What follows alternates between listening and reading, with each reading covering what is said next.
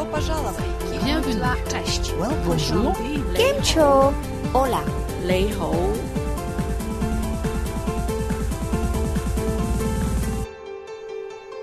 Welcome to the NALDIC ICT and EAL vodcasts.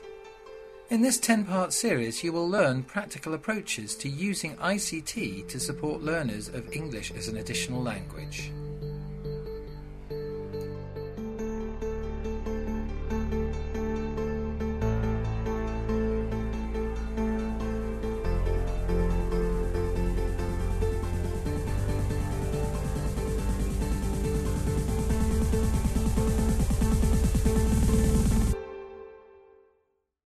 Welcome to the NALDIC ICT and EAL vodcasts. Programme 5.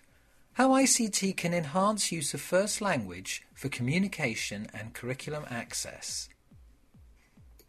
One of the core principles of working with EAL learners and their families is that bilingualism is educationally beneficial. It incorporates the important notion that learners yet to acquire full English proficiency are not language deficient, but rather language empowered. This programme is about how ICT can enhance the use of first language to support homeschool communication and as a tool to more effectively access EAL learners to the curriculum. It's hard to be accurate about school data regarding language use. Recent polls suggest over 12% of the school population are learners of EAL, and over 240 different languages were recorded. EAL learners and their parents or carers may know a number of languages and use them for different purposes in their lives. They may also have varying ability in each one. For example, they could be literate in one language but only be able to speak and understand another. It's important to gather this kind of information to know how best to use first language as a communication and curriculum access tool. The assessment and induction of new arrival EAL learners and their families is one area of work that often requires use of first language to aid communication. There is really no substitute for face-to-face parent conferencing using interpreters to assist the gathering of crucial background information. However, use of translated materials can help schools support new arrival families. For example, South East Grid for Learning has produced a set of free welcome booklets in 10 languages that can be downloaded from their website and customised by local authorities and schools. Little Learner has an excellent interactive PowerPoint that supports the admissions process. Each part of the interview is supported by oral first language. Currently this has been done for Polish, but a template can be downloaded and customised for other languages and shared for everyone to use. Mantralingua has produced an interactive recorder pen chart that explains the workings of a typical primary school. Supported by oral first language, users can touch the different places in the school and learn all about how schools work. Other translated resources are available all over the internet. For example, Dingle Granby and Toxteth's Education Action Zone had a set of standard customisable letters to parents translated into 32 languages. ChildNet International has produced a useful set of printed and online translated resources for parents about e-safety and how best to monitor and protect their children from harm. Translated materials to help support curriculum access are also widely available.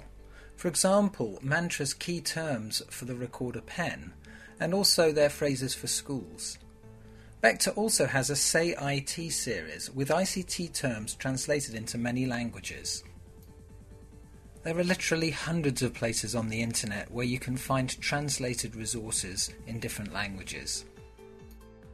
When sourcing from the internet, there is always an issue about the accuracy of translation, and where possible it is advisable to try and quality assure the materials.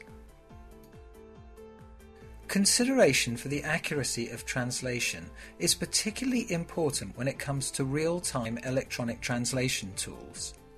Use of handheld electronic translation devices is reported to be reasonably successful, but not foolproof.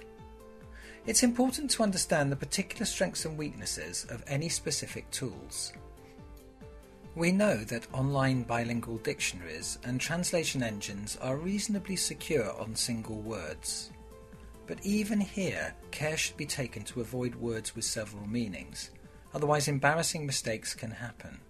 For example, rendering a seemingly innocent word like detention as prison. Simple phrases can translate reasonably well, and it can be very useful, for example, to do a quick translation of the aim of a lesson for a new-to-English learner. Some translation engines work better than others with particular languages. It's been said that you can check accuracy by putting a translation back through a search engine in reverse. A couple of years ago, NALDIC conducted some research into the effectiveness of using e-translation in the classroom.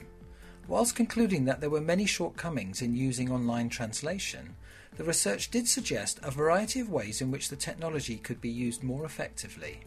The research report is well worth reading. One thing for sure is that online translation can only get better.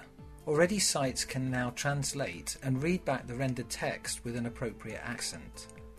Also, the use of handheld technology is on the increase. It's perfectly possible to access websites via a mobile phone and get instant translation.